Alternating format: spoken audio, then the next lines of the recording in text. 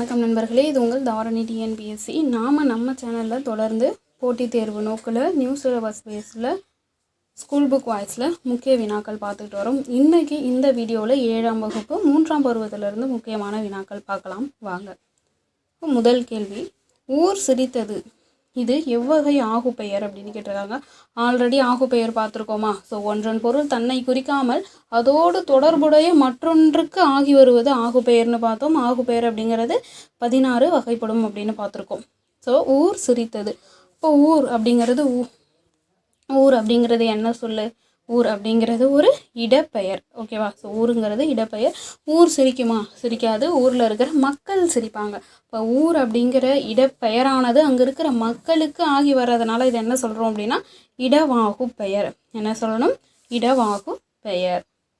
வையகம் தகலியாக வார்கடலே நெய்யாக இதில் பயின்று வந்துள்ள அணி என்ன அப்படின்னு, அதாவது வையகத்தை தகலினும் கடலை நெய்யாகவும் சொல்கிறாங்க. இதில் பயின்று வந்திருக்கிற அணி என்ன அணி அப்படின்னு கேட்குறாங்க. நார்மலாக உவமை அணினா என்னது? ஸோ மதி போன்ற முகம்னு வச்சுக்கலாமா? ஸோ மதி போன்ற முகம். இதில் பார்த்தோம் அப்படின்னா மதி அப்படிங்கிறது நிலவு, ஓமை பொருள் முன்னாடி இருக்குது. முகம் அப்படிங்கிறது நம்ம உவமேயம், அதாவது நம்ம சொல்கிற பொருள். இந்த பொருளுக்கு நிலவை ஓமையாக சொல்கிறோம். ஓமைன்னு பார்த்தோன்னா, ஓமை அணின்னு பார்த்தோன்னா ஓமை என்ன பண்ணியிருக்கும்? முதல்ல இடம்பெற்றிருக்கும். நம்ம அதால் ஓமைக்கப்படுற பொருள் அந்த ஓமேயம் பின்னாடி இருக்கும். ஸோ நடுவில் ஓம உருவு பயின்று வந்தால் அதை ஓமை அணினும், பயின்று வரலன்னா எடுத்துக்காட்டு ஓமை அணி அப்படின்னு சொல்லுவோம். ஸோ இது ஓமை அணி. ஓகேவா? ஸோ ஓமை அணியில் ஓமை அப்படிங்கிறது முன்னாடி இடம்பெற்றிருக்கும். இதே உருவக அணினா என்ன பண்ணியிருப்பாங்க? இது ரெண்டும் அப்படியே இடம் மாறி இருக்கும். அதே சமயத்தில் அதாவது முகமதி. ஓகேவா? புரியுதா? ஸோ முகத்தை மதியாக சொல்கிறாங்க. இதில் ஓம உறுப்பு இடம்பெற்றிருக்காது. அதே சமயத்தில் நம்ம ஓமையாக சொல்கிற அந்த பொருள் எங்கே இடம்பெற்றிருக்கும்? பின்னாடியும் உவமேயும் முன்னாடியும் இடம்பெற்றிருக்கும். தற்குறிப்பேற்ற அணினா நார்மலாக நடக்கிற ஒரு விஷயத்து மேலே கவிஞர் தன்னுடைய குறிப்பை ஏற்றி சொல்கிறத என்ன சொல்லுவாங்க? தற்குறிப்பேற்ற அணி. ஏகதேச உருவக அணினா என்னது? இப்போ ஒரு பொருளை ரெண்டு பொருளை உருவகப்படுத்தி சொல்கிறாங்க அப்படின்னா, ஒரு விஷயத்த சொல்கிறாங்கன்னா 2 விஷயத்த சேர்த்து உருவகப்படுத்தி சொல்கிறாங்க. அதில் ஒன்றை மட்டும் உருவகப்படுத்திட்டு மற்றொன்றுக்கு உருவகமாக எதையுமே சொல்லாமல் அப்படியே சொல்கிறாங்க அப்படின்னா அது ஏகதேச உருவகணின்னு சொல்கிறாங்க. ஓகேவா? இதில் என்ன சொல்கிறாங்க? வையகத்தை தகலி அப்படின்னும் வார்கடலை நெய் அப்படின்னு சொல்லிட்டாங்க. ஓகேவா? அதாவது வையகத்தை தகலியாகவும் வார்கடலை நெய்யாகவும் உருவகப்படுத்தியிருக்காங்க. இப்போ இதில் பயின்று வந்திருக்க அணி என்னது? உருவக அணி. அடுத்த கேள்வி, முற்றுப்போலிக்கு சான்று தருக. ஓகேவா? ஆல்ரெடி போலி பார்த்துருக்கோம் இல்லையா? ஸோ 3 வகைப்படும். ஸோ முதல், இடை, கடை அப்படின்னு போலி 3 வகைப்படும் அப்படின்னு பார்த்துருப்போம். ஓகேவா? ஸோ இது பாருங்கள், பந்தல். ஆக்சுவலாக இது பந்தர் அப்படின்னு இருக்கணும். ஸோ இது கடை போலி வந்திருக்கும். ஓகேவா? மஞ்சு, அதாவது மைஞ்சு முதற் போலி இருக்கு இல்லையா? ஸோ அதோடைய ஆன்சர் மைஞ்சு. ஸோ இது மைஞ்சு அப்படிங்கிறது இந்த மைஞ்சு. ஓகேவா? இது முதற் போலியோடது. இப்போ முற்றுப்போலினா என்னது? ஃபஸ்ட்டு போலினா என்னது? அதில் முதல்ல இருக்கிற எழுத்தோ, இடையில் இருக்கிற எழுத்தோ, கடையில் இருக்கிற எழுத்தோ மாறினாலும் அதோடைய பொருள் மாறலை அப்படின்னா அதை நம்ம என்ன சொல்லுவோம்? போலி அப்படின்னு சொல்லுவோம் இல்லையா? இதே மாதிரி முதல்ல மாறி வரும், இடையில் மாறி வரும், இறுதியில் மாறி வரும். அப்போ முற்றுப்போலினா என்னது? இப்போது ஒரு வார்த்தை இருக்கா? இப்போ பாருங்கள், 5 அப்படிங்கிற வார்த்தை இருக்குது. இது 5 அப்படின்னு வருது. 5 அப்படின்னு வருது. 5ன்னு சொன்னாலும் நம்ம 5ன்னு தான் பொருள் கொள்கிறோம். 5ன்னு சொன்னாலும் 5ன்னு தான் பொருள் கொள்கிறோம். ஆனால் இதில் இருக்கிற எழுத்துக்களை பாருங்களா, எந்த எழுத்துமே ஒற்றுமையாக இல்லை. இருக்கிற எல்லா எழுத்துக்களுமே மாறி இருந்து அதே பொருளை தந்தால், அதாவது ஒரு சொல்ல இருக்கிற எல்லா எழுத்துக்களும் மாறி இருந்து அதே பொருளை தந்தால் அதை தான் என்ன சொல்வோம்? முற்றுப்போலி அப்படின்னு சொல்லுவோம். ஸோ முற்றுப்போலிக்கு சான்றியது 5, அதாவது 5. மஞ்சள் பூசினால் எவ்வகை ஆகு பெயர்? முதல்ல மஞ்சள் அப்படிங்கிறது என்ன பெயர்? அது ஒரு பண்பு. ஓகேவா? அந்த குணத்தை குறிக்கிறத நம்ம பண்பு பெயர் அப்படின்னு சொல்லுவோம். இப்போ மஞ்சள் பூசினால் அப்படிங்கிறது எதை குறிக்கிறது? மஞ்சள் அப்படிங்கிற கிழங்கை அரைத்து பூசுவதை குறிக்கிறது. அப்போ அந்த கிழங்கு அது பொருட்பெயர். இந்த மஞ்சள் அப்படிங்கிற பண்பு பெயரானது அந்த பொருட்பெயருக்கு ஆகி வருது இல்லையா? ஸோ அதனால் இதை என்ன சொல்வோம்? பண்பாகு பெயர். என்ன சொல்லணும்? பண்பாகு பெயர். மஞ்சள் அப்படிங்கிற பண்பு பெயரானது அந்த கிழங்கை பூசிக்கொள்கிற அந்த பொருளுக்கு ஆகி வர்றதுனால இதை பண்பாகு பெயர் அப்படின்னு சொல்லணும். நெக்ஸ்ட், மலைப்பொழிவு என்னும் கவிதை எந்த நூலில் இடம்பெற்றிருக்கு அப்படின்னு. மலைப்பொழிவு அப்படிங்கிற கவிதை நூலை பார்த்தோம் அப்படின்னா கண்ணதாசன் எழுதியிருப்பார். ஓகேவா? கண்ணதாசன் எழுதியிருப்பார். எதில் இடம்பெற்றிருக்கும்? இயேசு காவியத்தில் இடம்பெற்றிருக்கும். இயேசு கூறுகிற அறிவுரைகளை தொகுத்து அந்த கவிதையில் சொல்லியிருப்பாங்க கண்ணதாசன். ஓகேவா? ஸோ மலைப்பொழிவு என்னும் கவிதை நூல் எதில் இடம்பெற்றிருக்கு? இயேசு காவியம். இடைச்சொற்களை கண்டறிக அப்படின்னு கேட்குறாங்க. முதல்ல இடைச்சொற்கள்லாம் என்னது? பெயரையும் வினையையும் சார்ந்து இயங்கக்கூடிய சொற்களை நம்ம இடைச்சொற்கள். அதாவது தனித்து இயங்கும் போது அவர்களுக்கு பொருள் இருக்காது. ஒன்று பெயர் சொல்லையோ அப்படி இல்லைன்னா வினை சொல்லையோ சார்ந்து இயங்கும் போது அதுக்கு பொருள்படும். ஓகேவா? இப்போ இரவும் பகலும், அந்த இப்படி முடியுது இல்லையா? ஸோ இரவும் பகலும், இந்த முடியுது. இந்த அப்படிங்கிறதும் ஒரு இடைச்சொல் தான். ஓகேவா? ஸோ அந்த மாதிரி கீழ்கண்டவற்றில் எது இடைச்சொல்? இடைச்சொல் தனியாக பொருள் தராதுன்னு சொன்னோமா? இப்போ பாருங்களேன், கண்ணன் அப்படின்ட்டு இதுவே பெயர் சொல் வந்திருக்கு, பொருள் தரும். அப்போ இது கிடையாது. செல்லு வா அப்படின்னு சொல்லும்போது பொருள் படுது, அப்போ இதுவும் இடைச்சொல்ல வராது. ஸோ மாநகரம், ஓகேவா, இதுவும் பெரிய நகரம்னு பொருள் படுது, அப்போ இதுவுமே பொருள் தராது. ஸோ மற்று, ஏ, ஓ இதெல்லாம் தான் என்ன அப்படின்னா இடைச்சொற்கள். ஓகேவா? இவை பெயரையும் வினையையும் சார்ந்து இயங்கும் போது மட்டும்தான் பொருள் படும். ஸோ தனித்து இருக்கும்போது பொருள் படாது. பொறுத்துக அப்படின்னு கேட்டிருக்காங்க. வினைமுற்று, பெயரெச்சம், வினையெச்சம், முற்றெச்சம் ஆல்ரெடி பார்த்துட்டோமா? வினைமுற்று அப்படின்னா ஒரு நடந்து முடிஞ்சதை சொல்லணும். பெயரெச்சம் இருக்குது, வினையெச்சம் இருக்குது, முற்றெச்சம் இருக்குது. வினைமுற்று எங்கே இருக்குது? ஃபஸ்ட்டு படித்துன்னு ஒரு சொல் இருக்குது. ஓகே, இது எச்ச வினை. இது அதாவது ஒரு எச்ச சொல் பெயரை கொண்டு முடிந்தால் அது பெயரெச்சம்னு பார்த்துருக்கோம். வினையை கொண்டு முடிந்தால் அது வினையெச்சம் அப்படின்னு பார்த்துருக்கோமா? ஸோ படித்து அதுக்கடுத்து எது வரும்? வினைச்சொல் வருமா, பெயர் சொல் வருமா? படித்த மாணவன் வரும்.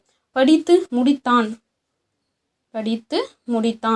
அப்போது இந்த எச்ச வினை எதை கொண்டு முடிஞ்சிருக்கு? இந்த எச்ச சொல் வினையை கொண்டு முடிஞ்சிருக்கு.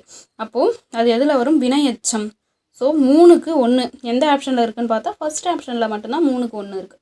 ஓகேவா? அடுத்து பாருங்கள், வினை முற்று படித்தான். ஸோ அப்போ அவன் படிச்சுட்டான், வினை முற்று பெற்றுடுச்சு. அப்போது 1க்கு 3. ஓகேவா? 2 பெயரெச்சம் படித்த, ரெண்டாவது என்ன இருக்குது? படித்த. அந்த படித்தக்கு அடுத்து நம்ம மாணவன் அப்படிங்கிற பெயர் சொல்லை போட்டோன்னா அந்த வேர்டு என்ன ஆகுது? முழுமை பெறுது. ஸோ படித்த மாணவன். ஸோ எச்ச வினையானது பெயரை கொண்டு முடிஞ்சிருக்கு. அது இல்லாமல் நம்ம என்ன பார்த்துருக்கோம்? பெயரெச்சத்துக்கு ஆ சவுண்ட்லையும் வினையெச்சத்துக்கு ஈ அப்படிங்கலன்னா ஊ சவுண்டில் முடியணும்னு பார்த்துருக்கோமா? நம்ம அதை வச்சுமே எழுதலாம். ஸோ முற்றெச்சம்னா அது படித்து வந்தான். ஓகேவா? ஸோ அப்போது 3, 1க்கு 3, 2க்கு 2, 3க்கு 1, 4க்கு 4. ஸோ ஆப்ஷன் ஏ சரியான விடை. ஓகேவா? அடுத்த கேள்வி, மலைப்பொழிவு என்னும் கவிதை நூல் எந்த இதில் இடம்பெற்றிருக்கு அப்படிங்கிறத நம்ம ஆல்ரெடி இப்போ தான் பார்த்தோம் இல்லையா? ஸோ கண்ணதாசன் எழுதிய இயேசு காவியத்தில் இடம்பெற்றிருக்கும். இயேசு வழங்கிய அறிவுரைகளை என்ன பண்ணியிருப்பாங்க அப்படின்னா தொகுத்து இந்த நூலில் வழங்கியிருப்பாங்க. ஓகேவா? யார் எழுதியிருப்பா?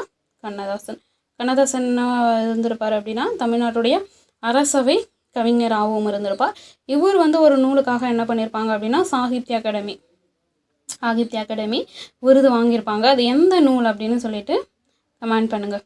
ஓகேவா? கண்ணதாசன் எந்த நூலுக்காக சாகித்ய அகாடமி விருது வாங்கினாங்க அப்படிங்கிறத கமெண்ட் பண்ணுங்கள். ஓகேவா? ஸோ இவர் என்ன பண்ணியிருப்பார்? தமிழக அரசுடைய அரசவை கவிஞராக இருந்திருப்பார். ஸோ மறக்கக்கூடாது. கீழ்கண்டவற்றில் எது பெயரெச்சம் அல்ல?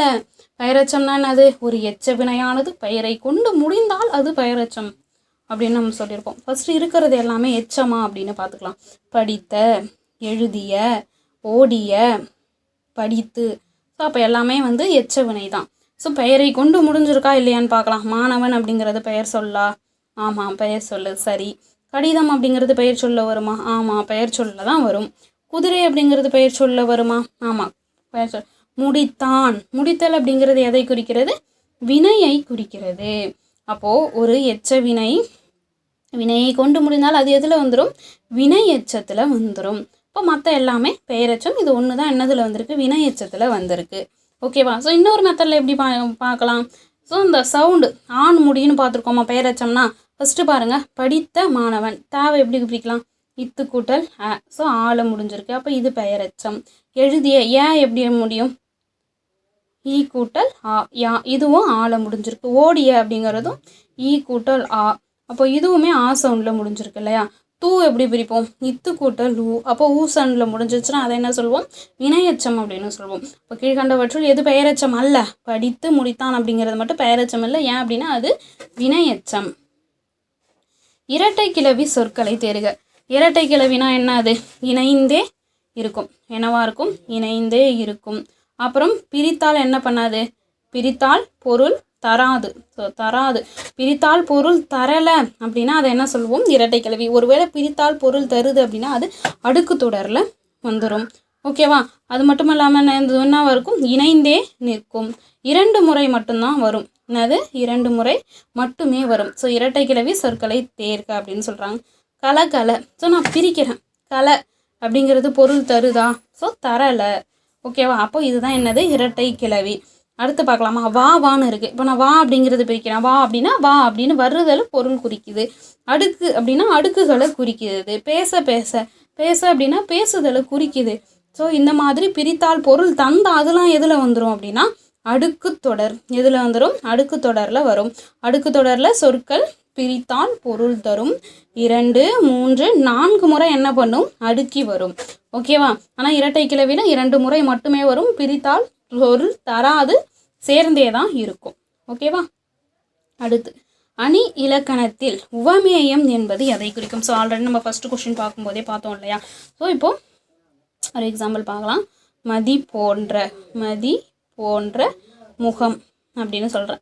இப்போது முகத்துக்கு நான் என்ன பண்ணுறேன்? நிலவை உவமையாக சொல்கிறேன். இப்போ முதல்ல இருக்கிற சொல் உவமைன்னு பார்த்தோம். இந்த முகம் அப்படிங்கிறது தான் நான் உவமேயம், அதாவது அந்த பொருள், இந்த மதியால் விளக்கப்படுற பொருள், அதை தான் என்ன சொல்கிறோம்? உவமேயம். இது ரெண்டும் முகம் மதின்னு மாறி இருந்தால் அதை உருவகம் அப்படின்னு பார்த்தோம். இந்த ஓம உருவு வெளிப்படையாக வந்த ஓமையணி, மறைந்து வந்தால் எடுத்துக்காட்டு ஓமையணி. அப்போது எந்த பொருளால் நம்ம வந்து எந்த பொருளால் ஒப்புமைப்படுத்தி சொல்கிறோம்? நிலவு அப்படிங்கிற பொருளால் நம்ம முகத்தை ஒப்புமைப்படுத்துகிறோமா? அப்போ அந்த நிலவு, அந்த மதி அப்படிங்கிற சொல்ல என்ன சொல்லணும்? உவமை அப்படின்னு சொல்லணும். இப்போ போன்ற அப்படிங்கிறது என்னது? உவம உறுப்பு. இப்போ இந்த முகம் இருக்கு இல்லையா, அந்த ஓமைக்கப்படுற பொருள் இருக்குது இல்லையா, இந்த முகம், அதை தான் என்ன சொல்வோம்? உவமேயம். என்ன சொல்லணும்? உவமேயம். அப்போ ஒப்பிடப்படும் பொருள், அதாவது விளக்கப்படும் பொருள். ஓகேவா? எந்த பொருளை அந்த ஓமையால் நம்ம விளக்குறோமோ, ஒப்பிடப்படும் பொருள், அதை தான் என்ன சொல்வோம்? உவமேயம். இப்போ மதி, அதாவது அந்த நிலவுன்னு சொல்லிட்டு நான் எதை விளக்குறேன்? முகத்தை விளக்குறேன். இப்போ அந்த ஒப்பிடப்படுற பொருளை தான் என்ன சொல்வோம்? உவமேயம் அப்படின்னு சொல்வோம். சாந்தம் என்னும் சொல்லின் பொருள் யாது அப்படின்னு கேட்டிருக்காங்க. ஸோ 3rd டேர்மில் ஸோ கண்ணதாசன் இயற்றினார் இயேசு காவியம் பார்த்தோம் இல்லையா, இயேசு காவியம். ஸோ அதில் இடம்பெற்றிருக்க சொல் தான் சாந்தம். சாந்தம் பெற்றோர் சாந்தமுடையோர் பேறு பெற்றோர் என்று இயேசுபிரான் சொன்னான் அப்படின்னு அந்த லைன் வந்து ஸ்டார்ட் ஆகும் இல்லையா. ஸோ சாந்தம் அப்படிங்கிற சொல்லு, அதாவது அமைதி உடையவர்கள் பேறு பெற்றோர் அப்படின்னு இயேசுபிரான் சொன்னதா கண்ணதாசன் இயேசுகாவிய நூலில் நமக்கு வந்து அந்த மலைப்பொழிவு அப்படிங்கிற டாபிக் உள்ள சொல்லியிருப்பாங்க. அப்போ சாந்தம் என்னும் சொல்லுடைய பொருள் என்னது? அமைதி. எங்கே இருக்குது? Option C. ஓகேவா? சாந்தம் என்னும் சொல்லின் பொருள் என்னது? அமைதி. வாரி என்பதன் பொருள் என்ன? வாரி அப்படின்னா கடல்னா கடல் தான் நமக்கு தெரியும். ஸோ வாரி அப்படின்னா நமக்கு வருவது, வருவாய். வாரி என்றால் என்ன பொருள்? வருவாய். So very important question. ஓகேவா? வாரி என்பதன் பொருள் என்னது? வருவாய். முத்துராமலிங்க தேவரை தேசியம் காத்த செம்மல் என்று பாராட்டியவர் யார் அப்படின்னு கேட்டிருக்காங்க. ஸோ முத்துராமலிங்க தேவரை தேசியம் காத்த செம்மல்னு பாராட்டியவர் யார் அப்படின்னா திருவி கல்யாண சுந்தரனார். இவர் தேசியத்துக்கு ஆற்றிய தொண்டுனை பாராட்டி தான் தேசியம் காத்த செம்மல் அப்படிங்கிற பட்டத்தை யார் கொடுத்துருப்பா? திருவி கல்யாண சுந்தரனார் கொடுத்துருப்பார். ஸோ முத்துராமலிங்க தேவர் முதல்ல என்ன பண்ணியிருப்பார்? சாயல்குடி அப்படிங்கிற ஊரில் 3 மணி நேரம் யாரை பற்றி பேசியிருப்பார்? விவேகானந்தரை பற்றி பேசியிருப்பார். ஓகேவா? யாரை பற்றி பேசியிருப்பார்? விவேகானந்தரை பற்றி பேசியிருப்பார். ஸோ அங்கே தான் காமராஜர் இவரை பார்த்து வியந்திருப்பார். ஓகேவா? இப்போ முத்துராமலிங்க தேவரை தேசியம் காத்த செம்மல்னு பாராட்டியவர் திருவிக்கா. முத்துராமலிங்க தேவர் முதல்ல சாயல்குடி அப்படிங்கிற ஊரில் 3 மணி நேரம் யாரை பற்றி உரையாற்றிருப்பார்? விவேகானந்தரை பற்றி உரையாற்றியிருப்பார். ஓகேவா? அடுத்து ஒப்புரவு என்பதன் பொருள் என்ன? ஸோ திருவள்ளுவர் சொல்லியிருப்பார். ஒப்புரவு அப்படின்னா பொருள் என்ன? அதாவது ஒப்புரவு வாழ்க்கை வாழணும், அப்படி வாழ்கிற மக்கள் தான் மக்கள் அப்படின்லாம் சொல்லியிருப்பார். ஸோ ஒப்புரவு என்பதன் பொருள் என்னது அப்படின்னா உதவி செய்தல். ஓகேவா? யாருக்கு உதவி செய்தல்? உதவி செய்தல் ஊருக்கு உதவி செய்தல், பிறருக்கு உதவி செய்தல், உலக நடைமுறைக்கு ஏற்ப வாழ்தல். ஸோ பிறருக்கு உதவி செய்தல் அப்படிங்கிறது தான் ஒப்புரவு என்பதன் பொருள் என்னது? பிறருக்கு உதவி செய்தல். உதவி செய்தல், ஊருக்கு உதவி செய்தல். ஸோ இது எல்லாமே என்னவாக தான் வரும்? ஆன்சராக தான் வரும். ஓகேவா? ஸோ இதோட ஆப்ஷன் இந்த மாதிரி கொடுத்துருக்காங்க. ஸோ ஒப்புரவுனாலே உதவி செய்து வாழ்தல், அது ஊருக்காக இருக்கலாம், பிறருக்காக இருக்கலாம். ஓகேவா? ஆனால் உலக நடைக்கு ஏற்று வாழ்வு அப்படிங்கிறது மட்டும் வராது. இது மூணுமே ஆன்சராக தான் இருக்கும். ஆனால் குரூப் 4 2015 இந்த மாதிரி வந்து ஆப்ஷன் கொடுத்துருக்குறாங்க. ஸோ கரெக்ட் ஆப்ஷன் வந்து எது, இந்த ஆன்சர் கீழே இந்த பிறருக்கு உதவி செய்தல் அப்படிங்கிறது இருக்குது. ஆனால் பார்த்தோம் அப்படின்னா இது எதாவது பண்ணி மார்க் கொடுத்துருப்பாங்க. ஏன்னா மூணுமே சரியான பொருள் தான். ஓகேவா? ஒப்புரவு என்பதன் பொருள் உதவி செய்தல். ஸோ ஊருக்கு உதவி செய்தல் அப்படின்னா பிறருக்கு உதவி செய்தல். ஆகு பெயர் எத்தனை வகைப்படும்? ஆல்ரெடி நிறைய டைம் பார்த்துட்டோம். ஸோ கன்ஃபார்மாக என்ன பண்ணுங்கள், இந்த கொஷனுக்கு மறக்காமல் எல்லாரும் ஆன்சரை கமெண்ட் பண்ணுங்கள். ஓகேவா? ஸோ ஆகு பெயர் எத்தனை வகைப்படும் அப்படிங்கிறத மறக்காமல் கமெண்ட் பண்ணிவிடுங்க. அதாவது ஒன்றுடன் பொருள் தன்னை குறிக்காமல் அதனுடைய தொடர்புடைய மற்றொன்றுக்கு ஆகி வர்றதை தான் என்ன சொல்கிறோம், ஆகு பெயர் அப்படின்னு சொல்கிறோம். ஓகேவா? அடுத்து இயற்கை தவம் என்று அழைக்கப்படுற நூல் எது அப்படின்னு கேட்குறாங்க. ஸோ இயற்கை தவம் அப்படின்னு, அதாவது திருவிக்காவோட அந்த லெசனில் கொடுத்துருப்பாங்க இல்லையா? ஸோ இயற்கை தவம் என்று அழைக்கப்படுவது எது? சீவக சிந்தாமணி. ஓகேவா? சீவக சிந்தாமணி. ஸோ தவம் செய்தால் சிந்தாத மணியை அடையலாம் அப்படின்னு ஞாபகம் வச்சுக்கோங்க. ஓகேவா? ஸோ இயற்கை தவம் என்று அழைக்கப்படுற நூல் சீவக சிந்தாமணி. எது உருவக அணிக்கு சான்று அப்படின்னு கேட்டிருக்காங்க. ஓகேவா? உருவக அணிக்கு சான்று எது? ஸோ இதே எக்ஸாம்பிள் முன்னாடி பார்த்தோமா, வையகம் தகலியாக, அதாவது வையகத்தை தகலியாக குறிப்பிட்டிருக்கார்கள். தகலி என்றால் அகல் விளக்கு, வையகத்தை அகல் விளக்காக குறிப்பிடுகிறார்கள். அதாவது இந்த தகலி அப்படிங்கிறது தான் இதில் ஓமை. ஓமை ஃபஸ்ட்டில் இடம்பெற்றிருந்தால் அது ஓமை அணியாக வந்துடும். ஆனால் இங்கே ஓமேயம் முதலையும் ஓமையானது பின்னாடி இடம்பெற்றிருக்கு. அதனால் இதை என்ன சொல்லலாம், உருவக அணி அப்படின்னு நம்ம ஈஸியாக பார்த்ததுமே கண்டுபிடிச்சிடலாம். இது பாருங்கள், போல அப்படிங்கிற உறுப்பு வந்ததுனால இது ஓமை அணி. தேனால் சுட்ட பொண்ணு உள்ளாரும் ஆவராதே, நாவினால் சுட்ட வடு. ஸோ இதெல்லாம் வேற்றுமை அணியில் வரும். ஓகேவா? ஸோ இங்கே என்ன கேட்டிருக்காங்க, எது உருவக அணிக்கு சான்று? ஸோ வையகத்தை தகலியாக உருவகப்படுத்தினாங்க. அதாவது ரெண்டுத்தையும் ஈக்குவலாக சொல்கிறது உருவக அணினா. ஓகேவா? ஸோ வையகத்தை தகலியாக சொல்லியிருக்காங்க. வையகத்துக்கு ஈக்குவலாக அகல் விளக்கு குறிப்பிடுறதுனால இது உருவக அணி. அணி என்னும் சொல்லுக்கு தரும் பொருள் எது அப்படின்னு கேட்குறாங்க. ஸோ அணி என்னும் சொல்லுக்கு தரும் பொருள் எது? அணி அப்படின்னா என்னது? அணினா நம்ம அணிஞ்சுக்கிறது. ஓகேவா? நம்ம எதற்காக அணிகலன்களை அடைகிறோம்? அழகாக தெரிவதற்காக அணிகிறோம். அதே மாதிரி தான் கவிஞர்களும் என்ன பண்ணுவாங்க அப்படின்னா, அவங்க எழுதுகிற அந்த செய்யுள்களை, நூல்களை, கவிதைகளை அழகுபடுத்துவதற்காக அதில் என்ன பண்ணுவாங்க, அணிகளை பயன்படுத்துவாங்க. ஓகேவா? ஸோ அப்போ அணி என்னும் சொல்லுக்குரிய பொருள் எது? அழகு. அணி என்னும் சொல்லுக்குரிய பொருள் அழகு. இரட்டை கிளவி என்பது யாது? ஸோ பிரித்தால் பொருள் தராதது. பிரித்தால் பொருள் தராதது இரட்டை கிளவியா, இல்லை பொருள் தருமா? இப்போ சல. பிரித்தா பொருள் தருதா? தரலை. இப்போ இரட்டை கிளவி என்பது பிரித்தால் பொருள் தராதது. பிரித்தால் பொருள் தருவது எது? அடுக்கு தொடர். ஓகேவா? இப்போ வா அப்படின்னு நம்ம அழைக்கிறோம். வா அப்படின்னா வருதல் அப்படிங்கிற பொருளை தருது. அப்போது இது கிடையாது. 3 முறை அடுக்கி வருவது 2, 3, 4 முறை அடுக்கி வருவது அடுக்கு தொடர். அப்போ இது கிடையாது. பெயர் சொற்களுடைய வகையாகவும் இருக்கிறது அடுக்கு தொடர். அப்போ இதுவும் கிடையாது. அப்போது பிரித்தால் பொருள் தராதது தான் எது? இரட்டை கிளவி. கீழ்கண்டவற்றுள் எது இடைச்சொல் அல்ல? அதாவது இடைச்சொல் என்ன ஆல்ரெடி பார்த்தோம், தனித்து இயங்காது, பெயரையும் வினையையும் சார்ந்து இயங்கிறது தான் இடைச்சொல் அப்படின்னு ஆல்ரெடி பார்த்துட்டோம். ஓகேவா? அப்போ இதில் பார்ப்போம், எது மற்ற பொருள் இருக்கா? இல்லை. ஐ பொருள் இருக்கா? இல்லை. பொருள் இருக்கா? இல்லை. மாநகரம், அப்போ பெரிய நகரம் அப்படின்னு குறிக்குது. ஸோ இது மட்டும் ஒன்றை குறித்துருச்சு. அப்போ இது வரா. ஓகேவா? இங்கே என்ன கேட்டிருக்காங்க, எது இடைச்சொல் அல்ல அப்படின்னு தான் கேட்டிருக்காங்க. அப்போது 1, 2, 4 வந்து இடைச்சொல்ல வரும். மாநகரம் சி மட்டும் என்ன வராது, இடைச்சொல்ல வராது.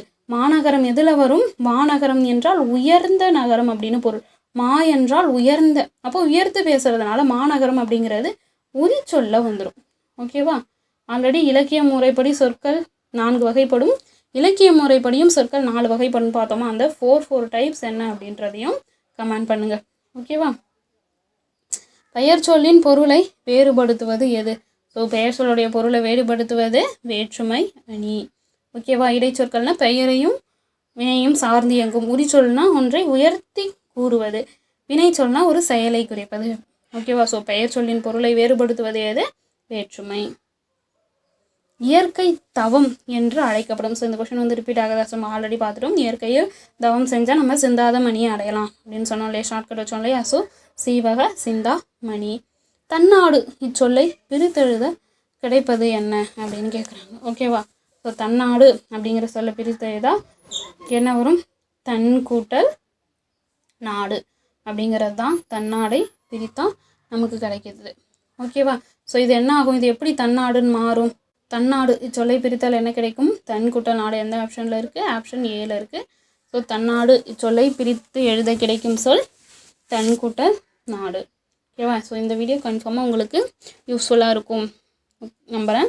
ஸோ இதே மாதிரி இன்னொரு முக்கியமான வீடியோவில் உங்களை சந்திக்கிறேன். ஸோ மறக்காமல் நம்ம சேனலை லைக் பண்ணுங்கள், ஷேர் பண்ணுங்கள், கமெண்ட் பண்ணுங்கள், சப்ஸ்கிரைப் பண்ணுங்கள். ஸோ நன்றி, வணக்கம்.